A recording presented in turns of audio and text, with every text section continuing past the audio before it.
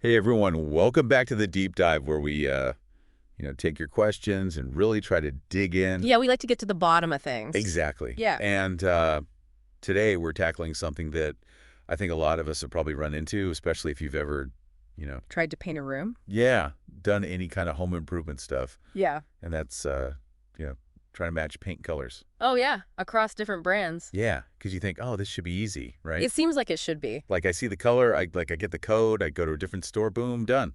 You would think so. Right.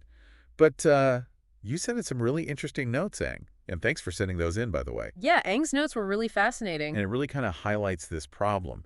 They were trying to find like a more budget-friendly version of this outdoor paint. Right. They had a specific color in mind. Yeah.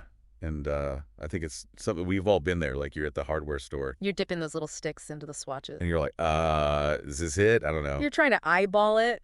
Yeah. And your eye is not a, perfect color matching machine. No, it's not. And I think that's what Aang found out too, after doing some research online. Yeah, what was that they found? Well, they discovered that there really isn't like a universal translator for paint colors. Really? So even if you have the code? Even if you have the code from one brand, it doesn't necessarily translate perfectly to another brand. Huh. So it's like every company is speaking its own language. Exactly, especially when you start looking at those more local or regional paint manufacturers. Oh, right. So it's not just like the big national brand. Exactly. It can get even trickier. So then what do you do? Well, that's the million-dollar question, isn't it? Yeah, because, you see these professional painters and they're like, Touching up paint years later. and it's seamless. And you're like, how did they do that? Yeah, because clearly they're not using the same exact paint. Right. It's got to be a different brand. So what's the secret? Do they have like a special hotline to the paint companies? I doubt they have a direct line to the paint factory for every job. Okay, but they must be doing something right. Yeah. They're getting it right. They are. And Aang actually had a really interesting theory about this. What was that? Well, Aang thought that maybe the pros consult directly with the paint manufacturers. That's possible. It is possible, but in reality, it's probably a bit more nuanced than that.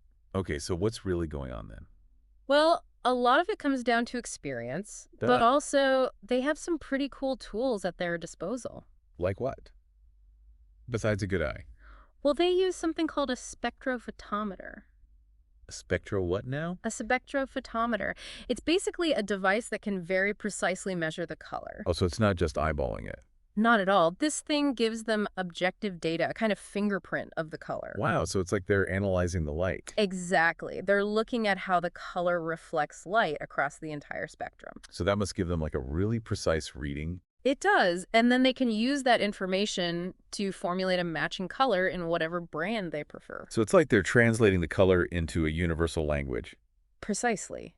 They're bypassing those brand-specific codes altogether. That's amazing. Yeah. But I'm guessing experience still plays a big role, right? Oh, absolutely. Because they must have seen so many different colors and know how they behave. Exactly. They've developed an eye for subtle differences that most of us wouldn't even notice. Right, and they know how different bases and pigments affect the final color. Exactly. So it's a combination of technology and that hard-earned expertise. That makes a lot of sense. So basically, Aang hit this wall because there really isn't a standardized system. Right. Those simple codes just aren't enough. But the pros, they've got the tools and the experience to overcome that. Exactly. They found ways to work around those limitations. It's like you know what they say. It's not what you know, it's who you know. Well, in this case, it's a bit of both, isn't it? Yeah, you need the knowledge and the connections. Good. That's fascinating. And it makes you think about all the other things we take for granted. Right. Like how many other seemingly simple processes actually rely on a ton of behind-the-scenes knowledge? Like, how do they make those perfect French fries? Or how do those mechanics know exactly what's wrong with your car just by listening to it? It's amazing what people can do with the right skills and experience. Absolutely makes you appreciate the hidden complexity of the world around us. Absolutely. Well, on that note, we're going to wrap things up here. Thanks for joining us. And keep those questions coming because you never know what kind of deep dive we'll take next. See you next time. Bye, everyone.